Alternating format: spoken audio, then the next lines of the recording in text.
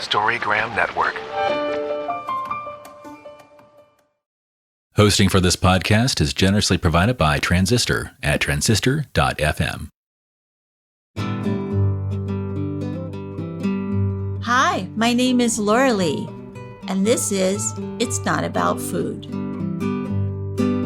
So it's not about food, and it's not about weight. What is it about? Everything else, because it's never ever about food or weight, never ever, not even one time, not ever, ever, ever.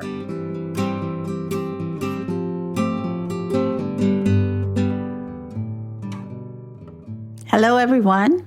This is Laurelee Roark from It's Not About Food podcast. And today we're talking about creativity and what that means for us when we're going through our lives, and how can we get more of it, and how can we depend on it, and how can we bring it out a lot more. So the picture on the card is the goddess is holding sort of all these spirals, sort of putting them out into the world and making more spirals. And it looks like she's just sending them out. And the deer is looking up at her as she's doing that. It's a very creative card on its own self. And in the back it says, creativity is an outward manifestation of who we are as spiritual beings. It is the magical ability to create something out of nothing that is uniquely ours. It is the gift of being able to imagine, to dream, and then to make the dreams come true. Creative expression is essential to feeding our souls. It forces us to go beneath the obsession with the food and weight and access the part of ourselves that passionately hungers for self-expression. And I find in my work and in my own life, in whatever recoveries I was going through, that if I could get into a creative space, it was a way for me to step out of the busy mind or the obsession, the obsessive thoughts. And I would try to write or read or draw or walk around or do something to get out of that loop. And I found that it was when I would go to creativity of some kind, then those voices or those insistent critical self of me would calm down. And I would be able to sort of just go beneath all of it and come out with something that really meant a lot to me, much more self-expression than you're fat, you need to go on a diet, you need to eat, you need to stop eating, you need to blah, blah, blah, whatever it was. So I found that that was a really wonderful tool that I could use, just sitting with myself and trying to do something creative, even if it didn't make any sense or it didn't look like the way that I wanted it to look. It still accessed that part of my brain, which is where I wanted to be. So today we have a really wonderful young woman with us who's going to be talking about creativity in her own life. And she is very creative. And the podcast is going to be out the same day that the newsletter that we're going to be talking about creativity is on. So I have some of her drawings on that newsletter. And if anybody doesn't get the newsletter and wants it, please go to Beyond Hunger. If anyone wants to get the newsletter, please go to laureleeroark.com and I'll put you on the newsletter page. No problem. Anyway, so I'm going to introduce Aislinn, and she's going to talk and tell us what up with her. Hi, I'm Aislinn Daugherty, and I'm actually an artist. And right now I'm a student at Savannah College of Art and Design. And I wanted to talk about my healing my eating disorder through creativity today. And I related a lot with what you said about using creativity to get outside of almost your own image of yourself and stop obsessing with everything. You're kind of like the feeling of the worthlessness, and then go towards the art to get out of that, those constant obsessive thoughts about weight. And also, like, I think throughout my entire life, I always went to my art to find myself and my value. So even those days when I was feeling very like worthless, I could always find my value through my art. Wow, so great. But yeah, I wanted to talk about a couple of art pieces that I've done before that have really connected me with myself and my body. And it was really like a healing experience to just create those and express those feelings. The first one was the tree. The tree drawing is like, it's a woman, like one with this tree, and her hair is the branches and the roots are her lungs. And I made it after having an experience where I was kind of laying down in the grass and I was looking up at this tree and I was just kind of really breathing deeply. I got into this meditative state and I was looking at this tree and I kind of connected with it. And I had this feeling that this tree was breathing with me and it was breathing in my exhale. And I was like breathing in its exhale. And we became kind of like one in this cycle in my mind. And it really showed me that my body was not just for me, but it was also helping me and constantly giving to me, but also like nature around me and animals around me and plants and trees around me. So beautiful. And there's all these studies right now showing that we are much more connected to nature than we ever thought we were, really.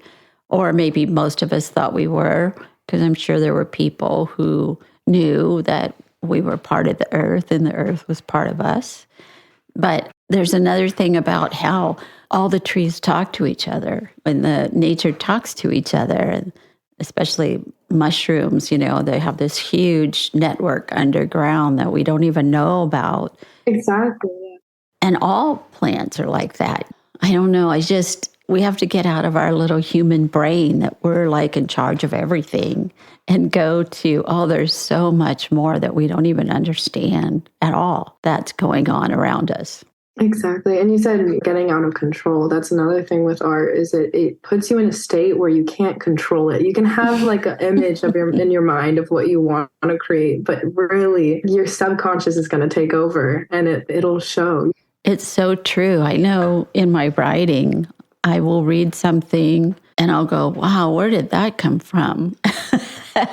And I don't know, but it came from that creative force. And it's pretty great, or I'm not really a painter or an artist, but I can write. And I always just think somebody was in my head writing this because I don't remember writing that. I don't have a memory of that. And then I see it. I know I did it, but it's like probably this tree. You drew it, but it's sort of like you're in that altered state of drawing, of creativity.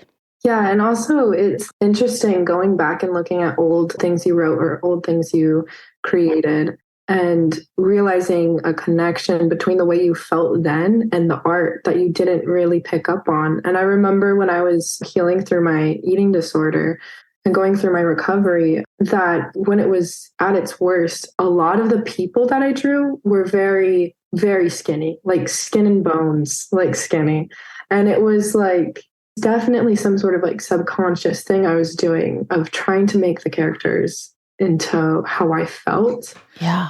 Yeah, but I didn't consciously do that. And then as I started recovering, the people I drew, got more full and looked more alive. Whereas like the other people were like skin and bones, literally had like bags under their eyes, tired, like just so tired. Like the Monster High people. Yeah, it looked like the Monster High drawings. Absolutely. Yeah. So weird. I love that because it's true. I've gone back and looked at stuff that I wrote even when I was a really little girl. And I knew exactly, as soon as I read it, what I was talking about because it was a day at the beach. And I can remember that day and what bathing suit I had on and where my family was, around me. And it was just really weird that I could have that memory after this little writing of it. Yeah, exactly. I've had like moments like that where it brings back memories or old feelings that I thought I healed that I didn't completely heal. And I had to revisit that. So for people who are listening that are still maybe struggling with their own body hatred or disordered eating. I know it sounded like you've always had this gift to be able to draw, but how did you remind yourself you had that? Or how did you sort of get yourself to the desk to sit down and do it? Sometimes that's the hardest part. Yeah, absolutely. That's the thing is I think everybody has that gift, like art is connecting yourself with the subconscious mind, and everybody can do that. But it's all about kind of, there's like skill, and then there's just connecting yourself to yourself. But you're so right. Sometimes it is the hardest thing to get up, especially when you're in a bad state, and to just like get up and start it and even finish it. Yes. Yeah. You really just have to have like a motivation or a really clear image in your head of what you want to say and a message that you really want to show. And that's my motivation, at least. Yes. You're reminding me of a few years ago, I started a story and I wrote it, just like poured out of me. And I know how the story ends. I know what happens to the characters, but I never wrote the ending. And I think about that when I would be like, you should finish that story, but I thought, you know what, whatever part of me that was writing that was enough for her. Exactly. She got done. Yeah. And there's also been times where I've created something like amazing, but I stopped halfway through and I just didn't want to continue. And then I came back like years later and I finished it. And I realized that art piece is better than what it would have been if I finished it then and there. And it's almost like there's a reason why I wanted to come back. I think the same thing. And I'm just not there yet. It's almost like I have to grow a little bit more to write that last part or something. I'm, not going to argue with the creative force anymore. Yeah, you just go with it. You go with it. And so tell me, how is it going to school? So you graduated high school and then you spent the summer and you went to school. And how was that? It was a really interesting shift because I went across the country and I had to leave California and went all the way to Georgia. And so that was a really hard transition. But other than that, being surrounded by creative people who have the same interests, I never knew how much it would help me with that flow. Like I'm always in the flow there because there's people around me constantly inspiring me and telling me like almost like trying to push me along my journey, like telling me what I'm doing wrong and telling me what I'm doing right so I can fix that. And it's been amazing. And I'm so glad that I'm there. Mm-hmm. And so I imagine, because I've talked at many colleges and universities, that a lot of times there's very high levels of eating disorder and a lot of body disturbances, for lack of a better way to put it. And how is that in a creative school that you're going to? I definitely know a lot of people struggle with it. And also, you have a lot to do all the time. And eating can sometimes get put on the back burner, or you just don't take care of yourself as much as you wanted. Also, a lot of people just struggle with eating disorders, and I'm still going through my recovery. So sometimes it'll be harder than other days, but it's kind of like I always have a place to come back to, that like creative, just like anchor. And I always have that to come back to. And whenever I'm like feeling down about myself, or I have those thoughts of like, you don't deserve food or you don't deserve this, I can always come back and be like, no, I have so much to say and I'm so creative and I have all this worth in that anchor. And I can always come back to it and take those thoughts and let them leave my mind, those negative thoughts. Storygram Network. Welcome to One Media, One Media. When you're whining with nurses. It's a place I like to call The Bleed. My name is Laurelee, and this is It's Not About Food. The art of being yay isn't just something he developed. Storygram Network.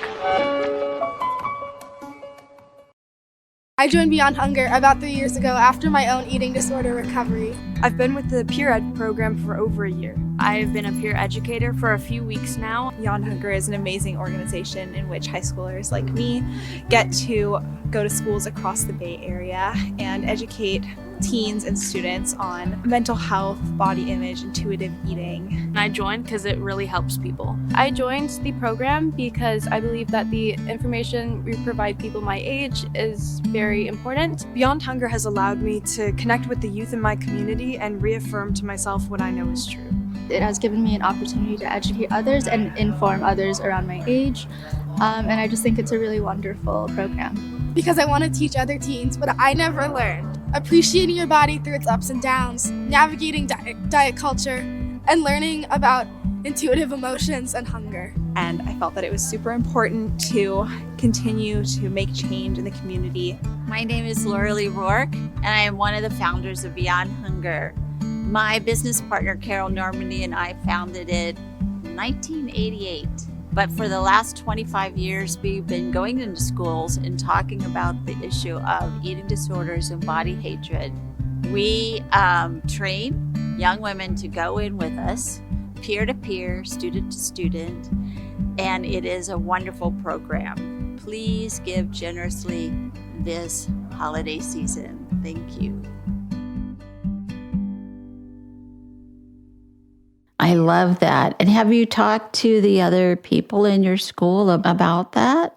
Yeah, I had this one conversation with a friend and they were struggling with it. But I told them, one day when you see what you want in the mirror, it's not going to be about your body. You're going to look in the mirror and you're going to be like, oh my gosh, I'm such a beautiful person. And it's not going to be at all about the body. Oh my God, that is so great. That's so true. Yeah. And so what did she say? She kind of understood what I was saying, but it's hard when you're in that state to completely understand. But they just kind of thanked me and we kind of went on our way. But yeah, I'm excited for the growth that person is going to go through. I feel like they're definitely on a good journey. Yeah. Well, I know that one of the things that I've been doing since 1985 is just talking about it. Let's talk about it, even though it's sometimes hard. I know when I would feel like, oh, maybe they don't want to talk about it and I'm invading their space or whatever. But I find that we have to bring a lot of this stuff out into the open in order for it not to get worse or stay the same. It wasn't until people started to go to AA, we were able to say what it was and how to get over it. People weren't dying as much as they were back then. So anyway, I think it's just get it out of the shadows and let's just start talking about it and see because really what we think about food and weight in this culture is pretty crazy. I have a pretty big friend group of about 8 girls in my friend group and they're all my age. And every single one of them has struggled. All these young girls have struggled and guys and everyone. And it's so crazy that we don't talk about it. Sometimes we just don't check up on people or we let it just fade away.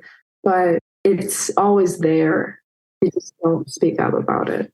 Yes, our culture breeds it, and there's so much shame. And there's so much secrecy about what you do with food or how you think about your weight. And you don't want anyone to know because then they'll think something worse about you than we think that they will. You can't control your food. What's the matter with you? Kind of a thing, But I find when I get people together and they have a safe place to just start pulling this out of the closet, they're so happy. It's hard and it might make them cry. But in the end, they're so happy to lay this burden down, which, is a great thing. Mm-hmm. Yeah. And it's also when you're going through that type of thing, you're already in such an insecure state that it's hard to bring it up and it's hard to seek help. So by someone else talking about it, it can really help bring those people out and have them talk about it and start their healing process. That's right. That's right. And A lot of times eating disorders, they call it ED because it's like almost a whole other person other than you that's doing these things. It's a part of you, obviously, but it's also a part of you that if you really were aware of it, you would go, what? I'm not doing that. But it's Ed or Edwina. People call it different things. But on the other hand, I always think and have forever, and I feel like I thought that about myself as well, that the part of me that had a disordered eating and body hatred was trying to keep me safe from something I thought was worse than having that. And, in a weird way, it was a part of me that just really loved me and didn't want me to be more hurt than I already was. So I would have to untangle that, tell this part, thank you so much for helping me, but this isn't going to help anymore. And I'm going to give this part up because it used to work and now it doesn't work. So, and that was a big struggle for me. And it took a long time. Yeah, that's so beautiful though, because it really was like trying to help you and keep you protected. But at a certain point, you realize it's not doing what it's supposed to be. That's right. It's actually more harm than good. So the other drawing that you have is somebody in a bathing suit. Do you want to talk about that a little bit? It's so powerful.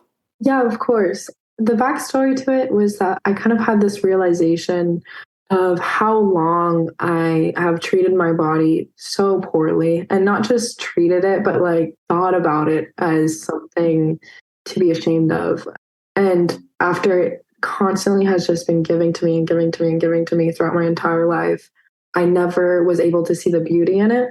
So I decided to put a bikini on and take a picture of myself in a way that I didn't think was necessarily stereotypically attractive. I had like the rolls in my belly and my stretch marks were showing on my hips, and just everything wasn't like, it wouldn't be a typical picture I'd want of myself to represent, but it was still my body. So I took that photo and I started drawing it. And there are points where I really did not want to draw something. And I really was just, honestly, like, the best word I can use is disgusted. I was so disgusted that it was there, but I had to accept, no, this is part of your body, and this is normal, and this is natural, and this is the body that has been giving to you again and again and again, every single day, every step of the way. And so I just, drew it as it was. And in the end, I thought it was so beautiful. And I was so proud of the drawing. And yeah, that was a very healing experience. It's very healing and it's very brave. It's putting yourself out to be what we think is judged. And there might be people judging us, but the worst judge I felt was me. So I was the meanest judge. And it just is a beautiful, real drawing. It's just fabulous. And you go to museums or whatever, and there's drawings of real people, or there's statues of real people, or there's whatever, and there's beautiful pictures of paintings in the Louvre of women standing naked with exactly the kind of body that we don't like in this culture, which is sort of that pear. You have big hips and thighs, but a really small chest. Or the opposite, you're just really strong and long and lean, and you have no breasts and no hips. And then somebody really curvy, hourglass figure that we've said is too fat, and there they are, and they're beautiful, and there's cellulite on them, or there's wrinkles, or there's lumps and bumps, and everybody goes, yeah, that's so beautiful. But then they go in the bathroom and they look at themselves and go, oh my God, I can't believe I've let myself go. Exactly. Yeah. It's also so interesting looking at the beauty standards throughout time with art, because you realize it always changes and none of it is beautiful. It's like, it all is beautiful, but none of it is pretty or not pretty. None of it's pretty or ugly. It all just kind of is. And that's an incredible sort of almost like a time machine. It's just art, like looking through just the stereotypes of beauty throughout time and realizing that it's all beautiful. It's so true. And we'd forget that in this culture for some reason. But I think about these other images all through the ages of that. Nobody was trying to sell them a cellulite cream. So it was okay to have it, or nobody was trying to sell them a diet because they're afraid that they didn't get enough to eat, you know? And I don't know, it's just how it changes when money starts getting involved. Yeah. Anyway, like I remember when we first had the book, It's Not About Food, out, my business partner, my co-author, and we were going to be on TV or something or in a magazine or whatever, you know, somebody was going to interview us. And I always said, there's a part of me that thinks I'm too fat to go on this TV show. And she'd go, oh, I'm too fat too. So, because we were both together, it was easier, you know, because it was like, well, you're not really that fat. Well, neither are you. Okay, we'll forget about it and go on the show. But when you're just all by your little self, you've got to develop that observer part of you that will say, like you said, you're beautiful. This is a beautiful picture. This is a beautiful painting. It's okay. It's beautiful. Yeah. That reminds me of this one time. My mother's friend, she had a shaved head because, well, she had like cancer, so she had to shave her head. And she was really freaking out about the way it looked. And she was really like insecure about it. And my mom is like, okay, I'll shave my head with you. And so they went and they shaved their heads together. So she kind of had that comfort of someone else being with them. And yeah, and it was really interesting because as a kid, you know, I was like, I don't know exactly how old I was, but I was maybe even in like 4th grade. And it was really interesting seeing my mom and seeing the reactions other people would have of a woman with a shaved head that young. And we went to Hawaii and we went to like a hotel and some tourists were like really like disgusted by it. Whereas like other people, you know, thought it was really cool. And it was a really interesting perspective on beauty and like what it is. And I think shaving your head to help your friend go through what they're going and have, you know, give them comfort is like the most beautiful thing. But people don't see that. They just see the shaved head. That's right. They just see, what are you trying to be, a lesbian? Or are you trying to be punk? Or what are you doing? Yeah. All the labels that we want to put on everybody. And when she'd tell them the story, they would be like, oh, I'm so sorry. And it's like their whole perspective of it would shift. And I'd watch that. And it was really interesting. So great. Yeah, I read about a kid in elementary school that went through chemo and lost all his hair. When he came back to school, everybody, including the teacher, had shaved their head. So when he walked in, everybody looked like him. So beautiful. Oh, yes, it's like sometimes people need comfort, like you were saying, you know, it was easier to deal with a friend. And yeah, that's so beautiful. So anything else you want to talk about, like maybe what you're working on right now? Mostly what I've been just working on right now is schoolwork, but I've been able to introduce other sort of aspects of my life into the schoolwork. So it's not just schoolwork, but there's one where it looks like almost like her heart is opening into all these shapes. And I think I might have sent it to you at some point, but that one was kind of inspired by a similar feeling to the tree one. And it was just this like abundance of love that I just had for both myself and everybody else.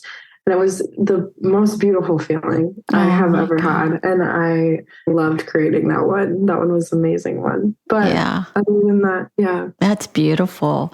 And to go back to the tree one, I think that if I get confused in the world or I get scared in the world, a lot of times if I just go stand by a tree and, like you said, breathe in the tree and breathe out the tree. But I never thought I was doing that. I was just breathing by a very grounded thing, creature, living something. But what a beautiful way to put it both together like that, that what you're breathing out is what it's breathing in, and what it's breathing out is what you're breathing in. And of course, that's how it does work. Yeah. And I started later drawing trees as veins too, because I thought, veins are delivering blood to other parts of our body. But, trees are delivering like oxygen to other parts of like our atmosphere and our earth.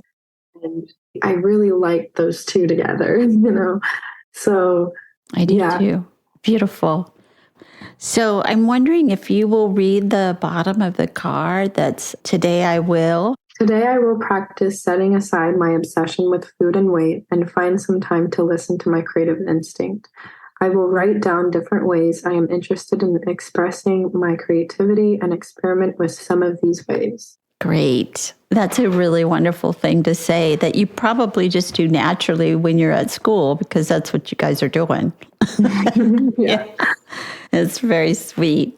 So I'm just really grateful that you came on today and talked about this difficult subject in such a beautiful, loving, and open way. I really appreciate that. Thank you so much. I'm so glad you had me on here. Me too. So good luck with your studies, and I know you're going to knock them out of the park, every one of them, and really appreciate you a lot. Thank you. Thank you so much. I appreciate you too. Have a good one. Okay, you too. Bye. Bye. Thank you for listening. And be sure and follow me on Patreon, Instagram, Twitter, Facebook, and itsnotaboutfood.com. Thanks.